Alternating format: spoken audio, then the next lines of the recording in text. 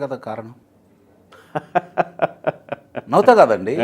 ఆయన నాటిన మొక్క ఈరోజు చిలకలూరుపేట నుంచి గుంటూరు వచ్చిన సందర్భంగా, గుంటూరులో పోటీ చేస్తున్న సందర్భంగా ఆ మద్దతు ఇవ్వటానికి అక్కడ ఉన్నటువంటి నగర చైర్మన్ గారు ప్రథమ పౌరుడు మనోహర్ నాయుడు గారిని తీసుకొచ్చి ఇక్కడ వేస్తున్నారు కదా. కాబట్టి మనోహర్ నాయుడు గారిని కాబట్టి ఆయన మద్దతు కోసం రాజకీయ చిత్రతల్లో భాగంగా ఆమె అవసరాల కోసం మల్లెల రాజేష్ నాయుడు అనే వ్యక్తిని బలిపశువుని చేశారు. ఏం జరిగింది అసలు?